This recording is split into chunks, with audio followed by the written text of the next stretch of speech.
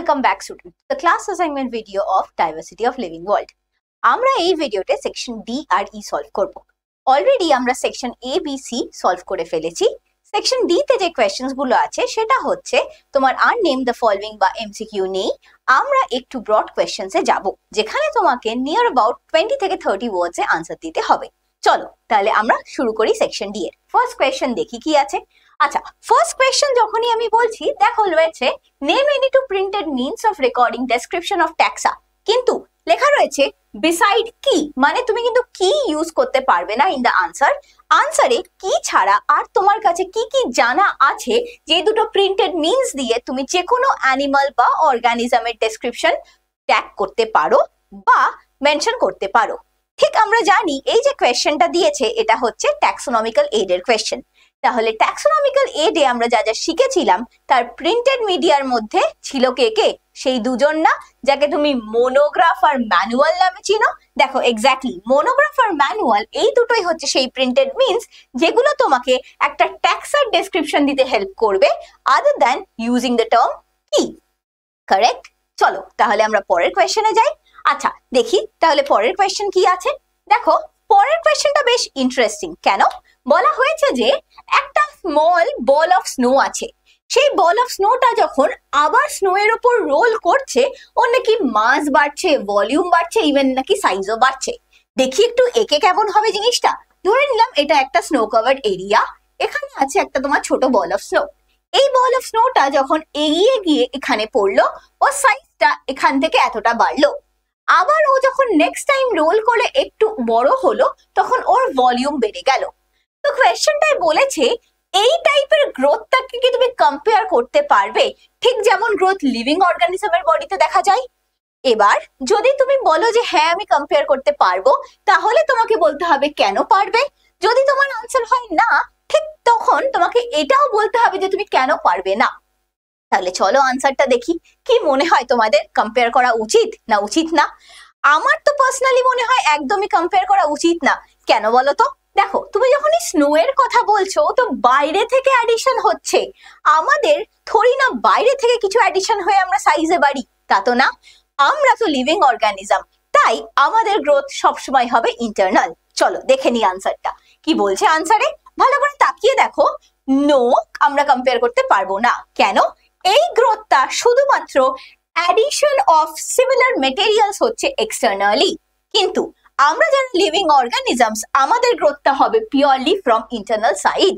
তাই এক্ষেত্রে এই কোয়েশ্চেনের আনসার হবে নো, যেখানে আমরা কম্পেয়ার করতে পারবো না একদমই নন লিভিং অর্গানিজম যেভাবে গ্রো করছে আর লিভিং অর্গানিজমের গ্রোথ। ঠিক আছে, চলো খুব ইজি কোয়েশ্চেনটা, ইভেন আনসারটাও প্রচন্ড ইজি। চলো আমরা পরের কোয়েশ্চেনে মুভ করি। কি আছে দেখি পরের কোয়েশ্চেন। বলেছে যে can you relate metabolism with the growth of the body. কোয়েশ্চেনটাই শুরু করার আগে আমাকে একটা টার্মের মানে বলবে। এই মেটাবলিজম, মেটাবলিজম মানে কি জানো তোমরা? মেটাবলিজম মানে হচ্ছে কেমিক্যাল রিঅ্যাকশনস। এবার তোমার মাথায় আসতে পারে এই কেমিক্যাল রিঅ্যাকশন তো আমরা এতদিন কেমিস্ট্রিতে পড়েছি, হঠাৎ সে বায়োলজিতে কি করছে? আচ্ছা এই কেমিক্যাল রিঅ্যাকশনের সাথে আবার বায়োলজির গ্রোথের কি সিস্টেম বা রিলেশন? দেখো আমরা যখন এই মেটাবলিজম বলছি না, এটা মানে বডির যে কোনো কেমিক্যাল রিঅ্যাকশন যার জন্য তোমার গ্রোথ হচ্ছে। তুমি জানো এই মেটাবলিজমটা না আবার দুটো টাইপের হয়। চলো দেখে নিই আমরা আনসারে। আচ্ছা দেখো আমরা যখন এই মেটাবলিজমের কথা বলছি, দেখো লেখা রয়েছে anabolism as well as catabolism. তার মানে তুমি মেটাবলিজমকে এই যে দুটো ভাগে ভাগ করছো, ভালো করে শুনে রাখো। অ্যানাবলিজম মানে হচ্ছে কোনো কিছু তৈরি হওয়া বা ফরমেশন। আবার তোমাকে যদি আমি ক্যাটাবলিজম বলি, এটা মানে হচ্ছে ব্রেকডাউন। তার মানে কি বুঝলাম? এই যে কেমিক্যাল রিঅ্যাকশনের কথা আমি এতক্ষণ ধরে বলছিলাম, সেই কেমিক্যাল রিঅ্যাকশন করে তোমার বডিতে ইদার কিছু তৈরি হতে পারে, মানে তুমি সাইজে বাড়তে পারো, আবার তুমি বলতে পারো কিছু ব্রেকডাউন হচ্ছে। তুমি বলবে ম্যাম এ আবার কি কি ভাঙে আমাদের শরীরে? কেন? এক্সক্রিশন হয় না? আমরা যা খাই তার থেকে কিছু তো বডি থেকে বেরোয়ও না, তো সেটা তো ব্রেকডাউন হয়েই বেরোবে। এক্স্যাক্টলি সেই দুটো প্রসেসের জন্যই আমার গ্রোথ রেসপন্সিবল। মনে রাখবে এখানে আমার গ্রোথ হওয়ার জন্য অ্যানাবলিজমকে বাড়তে হবে, মানে এক্সিট করতে হবে as compare to catabolism. Exactly তখনই তোমাদের গ্রোথ করা পসিবল। তাহলে এই আনসারটা তো আমরা ইজিলি বুঝে গেছি। কোয়েশ্চেনটা প্রচন্ড ইজি ছিল। শুধু আমাকে মেটাবলিজমের মানেটা জানলেই আমরা আনসারটা দিতে পারবো। চলো পরের কোয়েশ্চেনে মুভ করি। কি আছে পরের কোয়েশ্চেন? পরের কোয়েশ্চেনটা বলেছে ডিফাইন মেটাবলিজম। দেখো আমরা এইমাত্র মেটাবলিজম নিয়ে কথা বলছিলাম, আর এক্স্যাক্টলি পরের কোয়েশ্চেন মেটাবলিজমকে ডিফাইন করা। চলো করে ফেলি, আমরা তো পারবো। কি আছে আনসার? দেখো আনসারে রয়েছে মেটাবলিজম মানে সাম টোটাল, বা তুমি এক কথায় বলতে পারো সামেশন। কিসের? এই যে শেখালাম, অফ কেমিক্যাল রিঅ্যাকশনস। এবার না তোমার মাথায় আসতে পারে আমার বডিতে যে কেমিক্যাল রিঅ্যাকশন হচ্ছে সেটা আমি বুঝছি কি করে, বা রিঅ্যাকশন হতে গেলে আমরা তো কেমিস্ট্রিতে শিখেছি একটা রিঅ্যাক্ট্যান্ট বা সাবস্ট্রেটের দরকার যে প্রোডাক্ট ফর্মেশন করবে। সেখানে কে এরা? আমার বডিতে রিঅ্যাক্ট্যান্ট হচ্ছে তারা যারা ডিফারেন্ট মলিকিউলস বডির ভেতরে আছে, তারা একে অপরের সাথে ইন্টারঅ্যাকশন করে উইদিন দা সেল। মনে পড়ে একটু আগে মেনশন করেছিলাম গ্রোথ ফর লিভিং অর্গানিজম সবসময় ইনসাইড দিয়ে হয়, তাই জন্য লেখা উইদিন দা সেল। আর ঠিক এক্স্যাক্টলি সেই প্রসেসটাকেই আমরা মেটাবলিজম টার্মে ডিফাইন করতে পারি। ঠিক আছে, চলো দেখি পরের কোয়েশ্চেন কি আছে। দেখি পরের কোয়েশ্চেনটা বেশ ভালো কোয়েশ্চেন। আচ্ছা এখানে সেই ওই লিনিয়াস দাদুর কথা মেনশন করা, যে ট্যাক্সোনমির 7টা ক্যারেক্টারিস্টিক্স দিয়েছিল। দেখো তো কি লেখা বলেছে, লিনিয়াসকে তো না হয় ফাদার অফ ট্যাক্সোনমি বলা হয়। তুমি কি এছাড়া আর কোনো বটানিস্টের নাম বলতে পারো যে তোমাকে এই প্লান্ট ট্যাক্সোনমি করতে হেল্প করেছে? কেন পারবো না, আমরা তো শিখেছি চ্যাপ্টারে। অলওয়েজ পারবো। দেখি আনসার কি। আনসারকে এই লিনিয়াস ছাড়া আমরা জি বেনথামের কথা বলতে পারি, আবার বলতে পারি জোসেফ ড্যাল্টন হুকার। এই দুজন সায়েন্টিস্ট প্রচন্ড বেশি ফেমাস ফর দেয়ার কন্ট্রিবিউশন। কিসে? মনে রাখবে আমি কিন্তু প্লান্ট ট্যাক্সোনমি বলছি, অ্যানিমাল কনসিডারেশনও আনিনি। আর এই দুজনই কাজ করেছিল আফটার লিনিয়াস। ঠিক আছে, দেখি পরের কোয়েশ্চেন কি। আচ্ছা দেখো পরের question, write the name of any two organism যারা ফ্র্যাগমেন্টেশন দেখায়। তুমি আগে আমাকে বলো তো তোমরা ফ্র্যাগমেন্টেশনের মানে জানো? চলো ধরে নিলাম জানো, আর যারা জানো না তারা একটু ভালো করে শোনো। ফ্র্যাগমেন্টেশন মানে ধরে নাও এটা একটা লিভিং অর্গানিজম। হঠাৎ করে এই লিভিং অর্গানিজমের বডিটা মাঝখান থেকে ডিভাইড করে গেল। ডিভাইড করে এই একটা টুকরো হলো, আবার এই একটা টুকরো হলো। ফ্র্যাগমেন্ট মানে তো টুকরো। এবার যদি আমি বলি এই টুকরোগুলো capable of independent existence and সাইজেও আবার অরিজিনাল বা প্যারেন্টের মতন বড় হয়ে গেল, এক্স্যাক্টলি তুমি সেই প্রসেসকেই নাম দেবে হচ্ছে ফ্র্যাগমেন্টেশন। আর এই ফ্র্যাগমেন্টেশন কিন্তু কোনো হায়ার অর্গানিজম করতে পারে না। কারা পারে? যারা পারে তারা সব সময় লোয়ার অর্গানিজমস হবে। যেমন কে কে? চলো দেখে নিই আমরা আনসারে। আনসারে দেখো প্রথম পারে ফিলামেন্টাস অ্যালগি, সেকেন্ড যে পারে তার নাম প্রোটোনিমা অফ মসেস। ঠিক আছে, দেখি তাহলে আমরা এটা বুঝে গেছি। যখন পরের কোয়েশ্চেনে যাই, দেখো পরের কোয়েশ্চেনটা আবার তোমাদের জানা, হোয়াট ইজ মোনোগ্রাফ? সেকশন ডি এর ফার্স্ট কোয়েশ্চেন এটা দিয়ে স্টার্ট ছিল না? আমরা তো জানি মোনোগ্রাফ কাকে বলে। মোনোগ্রাফ মানে এটা একটা কম্প্রিহেন্সিভ অ্যাকাউন্ট। কিসের?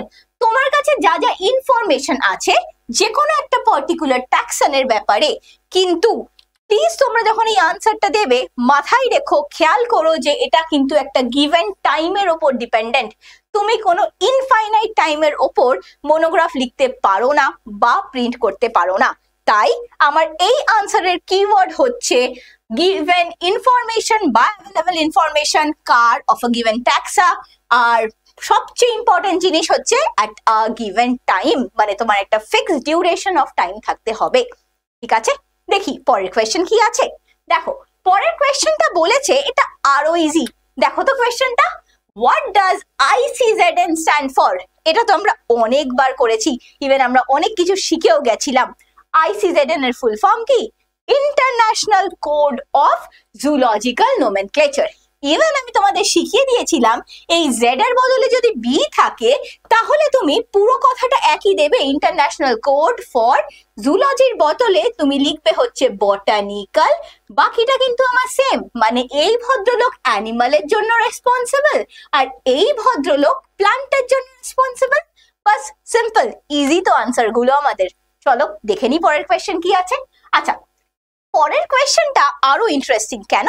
দেখো বলেছে how are living organism divided into different ট্যাক্সা।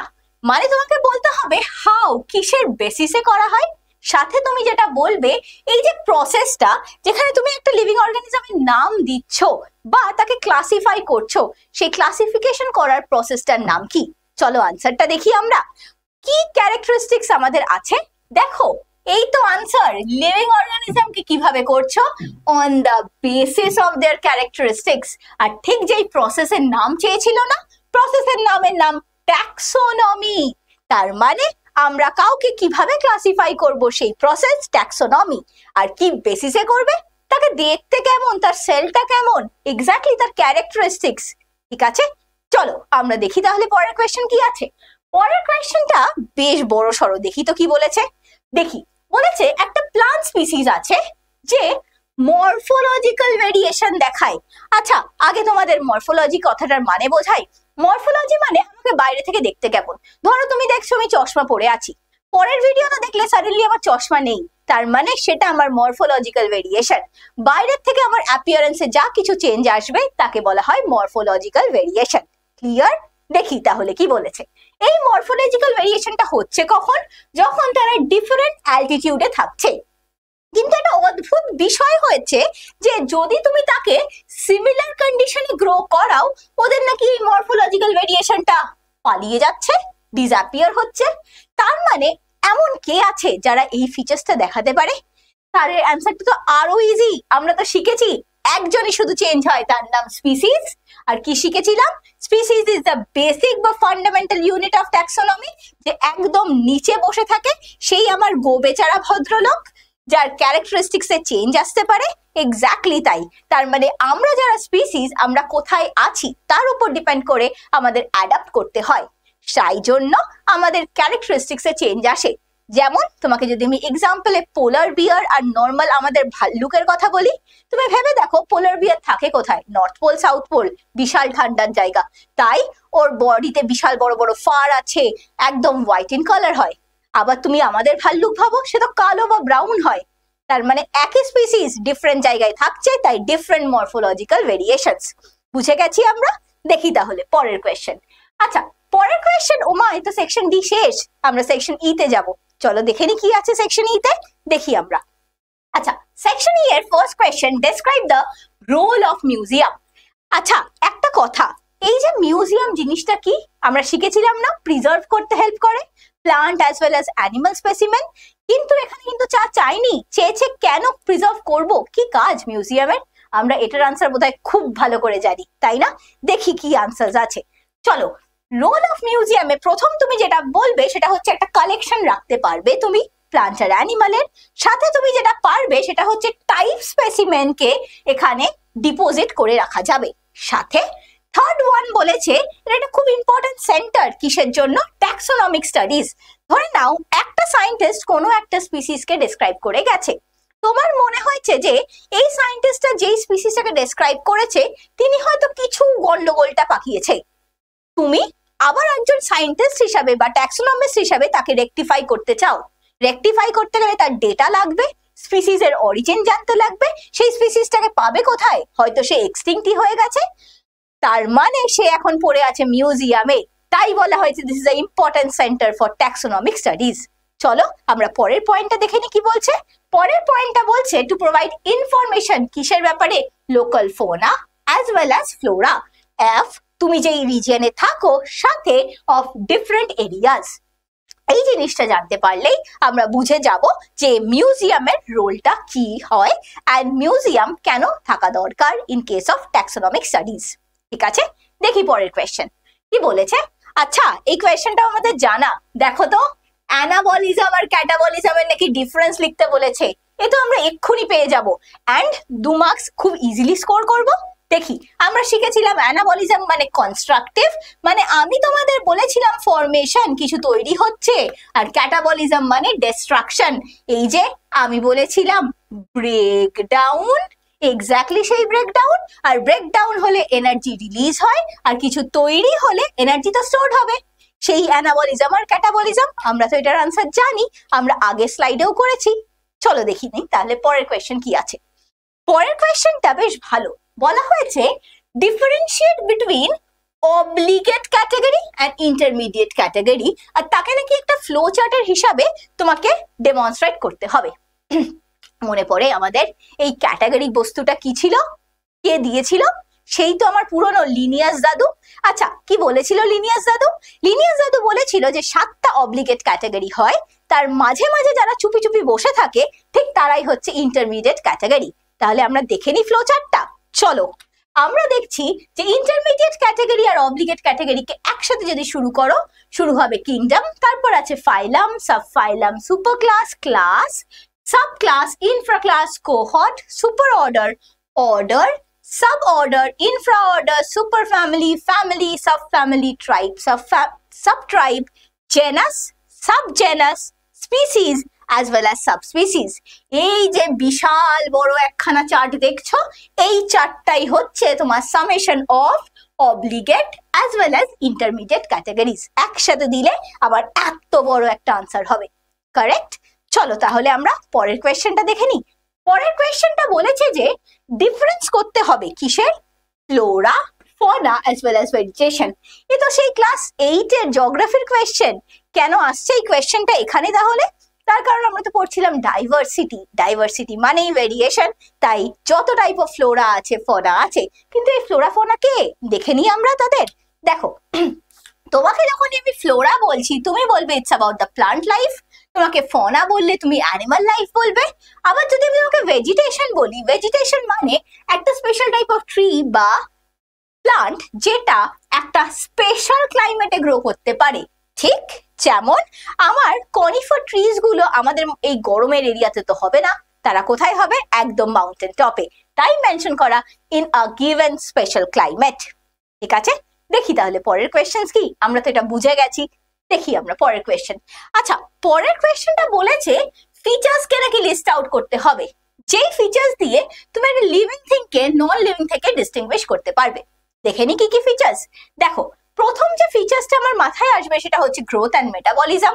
অবশ্যই একটা হিউম্যান বিং বা লিভিং অর্গানিজম গ্রোথ করতে পারে, সাথে রিপ্রোডাকশন তো অবভিয়াসলি করতে পারে। নেক্সট কি আছে? Ability to sense stimuli. সাথে আমরা কি দেখবো? সাথে যেটা ফোর্থ পয়েন্ট সেটা হচ্ছে self replicate and self organise. এই 4টে পয়েন্ট থাকলেই তুমি খুব ইজিলি লিভিং অর্গানিজমকে নন লিভিং থেকে ডিফারেন্সিয়েট করতে পারবে। ঠিক আছে, চলো পরের কোয়েশ্চেন আমরা দেখি। পরের কোয়েশ্চেনটাও বেশ সুন্দর কোয়েশ্চেন। দেখো, কোয়েশ্চেনটা বলা হয়েছে আর্থে নাকি যত লিভিং অর্গানিজম আছে আমরা এখনো আইডেন্টিফাই করতেই পারিনি। তুমি কি পারবে এই স্টেটমেন্টটাকে জাস্টিফাই করতে? অবশ্যই পারবো, কেন পারবো না। আচ্ছা তুমি বলো তো, এই যে অ্যামাজন রেন ফরেস্ট আছে আমাদের কাছে, এটা তো একটা বিশাল ভাস্ট এরিয়া। তুমি কি পুরো অ্যামাজন রেন ফরেস্ট কতটা এরিয়া নিয়ে তার প্রত্যেকটা এরিয়া কভার শিখে গেছো বা জানো? ইনফরমেশন আছে তোমার কাছে? নেই তো। এক্স্যাক্টলি তাই, আমরা যদি কতটা এরিয়া কভার জানি শুধু, তার ভেতরে নাই ঢুকতে পারি, কি করে জানবো ওখানে কে লুকিয়ে আছে, কত আননোন স্পিসিস আছে? এক্স্যাক্টলি যেমন আমি অ্যামাজন রেন ফরেস্টের কথা বললাম, তার সাথে আরেকটা রিজিয়ন আমরা একদমই জানি না। সেটা কি জানো? ডিপ আন্ডার দ্য ওশান বা কোরাল রিফের ভেতরে কি কি আছে অর্গানিজম। তাই আমাদের এই স্টেটমেন্টটা জাস্টিফাই করা প্রচন্ড ইজি। দেখি কিভাবে বলছে ইজি। চলো, বলা হচ্ছে যে আমাদের এত বেশি ডাইভার্সিটি আছে যেখানে মিলিয়ন অফ লিভিং অর্গানিজম আছে, কিন্তু সমস্যাটা কি? আমাদের কাছে লিমিটেড নাম্বার অফ ট্যাক্সোনমিস্ট আছে। মানে তোমাদের কাজ হচ্ছে এবার ভালো করে পড়াশোনা করে ট্যাক্সোনমিস্ট বা সায়েন্টিস্ট হওয়া, যাতে তোমরা এগুলো ডিসকভার করতে পারো। চলো দেখি কি বলছে। এই যে আমরা বলছি লিমিটেড নাম্বার আছে, তাই ডিফারেন্ট এরিয়া সার্ভে করা প্রবলেম হয়ে যাচ্ছে। ইভেন আমরা ইনঅ্যাক্সেসিবল কিছু রিজিয়নস আছে, যেমন hot spring, under water coral reef, এইগুলোতে যদি আমরা না পৌঁছাতে পারি, কি করে বুঝবো এখানে কে কে ভদ্রলোক লুকিয়ে রয়েছে? তাই আমরা এখনো অব্দি আর্থের সব অর্গানিজমকে একদমই আইডেন্টিফাই করতে পারিনি। ঠিক আছে, চলো দেখি পরের কোয়েশ্চেন কি বলছে।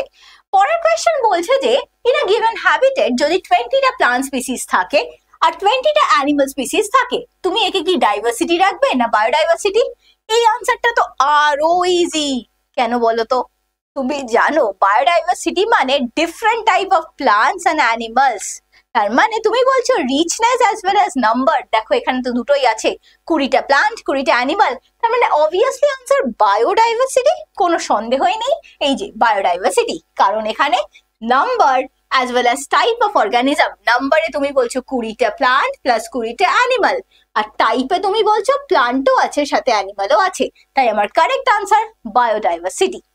ঠিক আছে, বুঝে গেছি আমরা। দেখি কি আছে এরপর।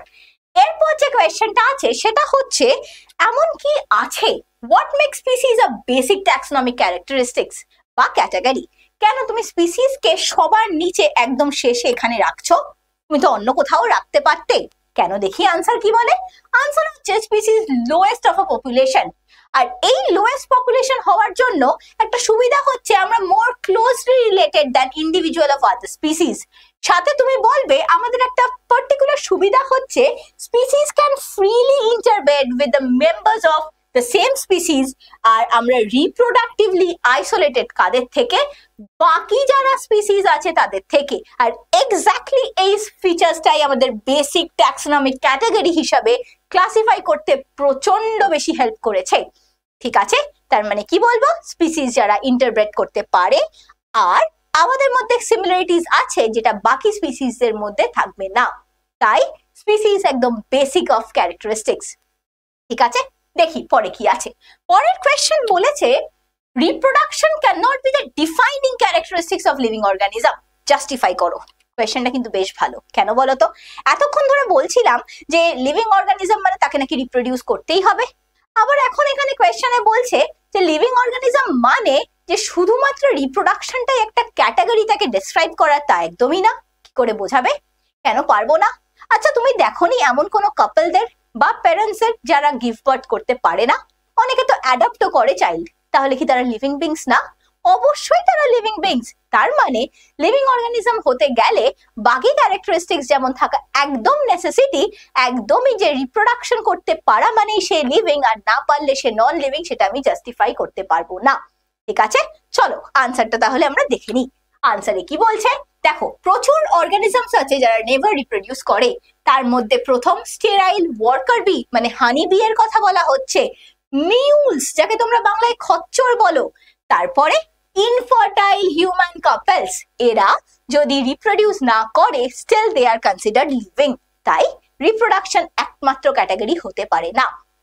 ঠিক আছে, চলো দেখি পরের কোয়েশ্চেন। পরের কোয়েশ্চনে বলা হয়েছে why is there a need to standardize the system of naming of living organism? এটার আনসার আমরা সবাই জানি। তোমাকে আমি যেই নামে ডাকি, বাইরের লোকটা যদি আমি তোমাকে কি নামে ডাকি সেটা না জানে, ও কি বুঝবে আমি কাকে ডাকছি? না। তার মানে লোকাল নেম চলবে না ভাই। আমার কি লাগবে? একটা সাইন্টিফিক নেম যেটা সবাই জানে। যে আমি যদি সাইন্টিফিক নেমে ম্যাঙ্গিফেরা ইন্ডিকা বলি, তার মানে আমি আমের কথা বলছি। ঠিক আছে, চলো আনসারটা আমরা দেখে নিই। কি বলছে আনসারে? এই যে প্রচুর অর্গানিজমস আছে যাদেরকে তুমি লোকাল নেমসে ডাকছো। কোথায়? উইদিন আ গিভেন কান্ট্রি বা একটা জায়গায়। সেটা ওয়ার্ল্ড ওয়াইড বাকিরা বুঝতে পারবে না। ওয়ার্ল্ড ওয়াইড বোঝার জন্য তোমার একটা সাইন্টিফিক নেমের দরকার। তাই লোকাল নেমকে ডিসকার্ড করে আমরা যা করেছি সেটা হচ্ছে একটা স্ট্যান্ডার্ডাইজ সিস্টেম, যেখানে একটা অর্গানিজমের একটা বা পার্টিকুলার সেম নামেই সারা বিশ্বের লোক তাকে চিনবে। ঠিক আছে, বুঝে গেছি আমরা। আমরা যদি বুঝে যাই দেখি কি আছে। আচ্ছা দেখো, আমাদের জাস্ট কোয়েশ্চেন আনসার সলভ। তার মানে আমাদের ক্লাস অ্যাসাইনমেন্ট ভিডিও শেষ ফার্স্ট চ্যাপ্টারের। আমরা যদি বুঝে থাকি পুরো জিনিসটা, খুব ইজি ব্যাপারটা।